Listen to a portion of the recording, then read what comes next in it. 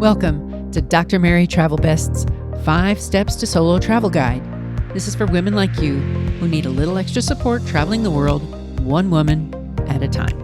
I've been traveling independently and solo since 1972. Please share this podcast with your loved ones. And if you like the content, tell a friend. In this episode, the FAQ is, how do I find out if the place I want to visit is open? Today's destination, Iceland. Today's mistake, allergies. And the travel tip. Before you travel, get your finances in order. Now for the FAQ. So I was asked, how do I find out if the place I want to visit is open? The answer?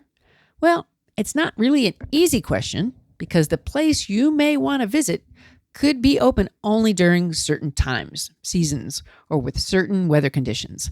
It's best to call ahead, to email, to check the website for updates. You may also want to check social media and do a search for any fresh news. If the place you want to visit is closed, you may want to have a backup plan ready. For example, in Paris, the Louvre is closed on Mondays. I was planning to go that day, but I had to make other arrangements the first time I visited the city. Now, we both know the days they are open. And the destination today is Iceland. My sister Ellen was in Iceland in winter 2020 at the start of the pandemic and says it is warmer in Iowa, where she lives, in the winter season. Thanks, Ellen, for this recap of your trip and advice. There's a lot of wildlife, which I will mention in a bit. So they had hurricanes with 70-mile-per-hour winds and a blizzard. They were not allowed to go outside. It was called a red condition. While they were huddled inside, Glen got a spot of COVID as a souvenir, and he didn't even know it at the time. Normally, in Iceland, you're going to find that a 9:15 sunrise is maybe typical in winter. So there's a lot of dark here. 85% of the people live in the city, and the city is, we're basically about 360,000 people in the whole country. It's the lowest population density in Europe at about 3 people per kilometer. And why is that? It's because the geography is harsh in this Viking country. Now, you might want to go visit the Blue Lagoon and see a non-geothermal heated luxury experience. Beautiful water, stunning colors. It's a soak culture. You could see remains of earthquakes, volcanic eruptions, lava, moss, snow, and of course, glaciers. The Iceland Ring Road goes 800 miles around the country. Now, you also might see a lot of animals. In the winter, you will see certain kinds like horses and Arctic seagulls, yaks, birds of many kinds, and puffins. You'll see them in the summer. I've got show notes for you on a lot of the wildlife. What about food prices? Well, these were high.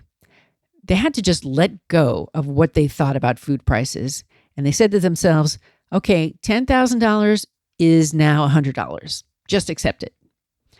And for them, they said lamb and fish were very good. And here are some tips. Prepare for any weather year-round. You definitely need a coat. There's a lot of tourists. The Blue Glacier was aqua, and the language is not a barrier. And a little tip is they make jewelry from the lava in Iceland. It's on my bucket list, for certain. And now for today's mistake, allergies. My son forgot his allergy pills when we were in Hawaii. We were outside almost the entire trip. I didn't realize it for a few days, and he was miserable. I had never taken allergy pills before, so I didn't realize what a difference it can make for a trip. So don't forget your allergy pills when you travel, especially if you'll be outdoors. If you do forget them, be sure to pick some up when you arrive. That is a mistake you should not have to suffer through.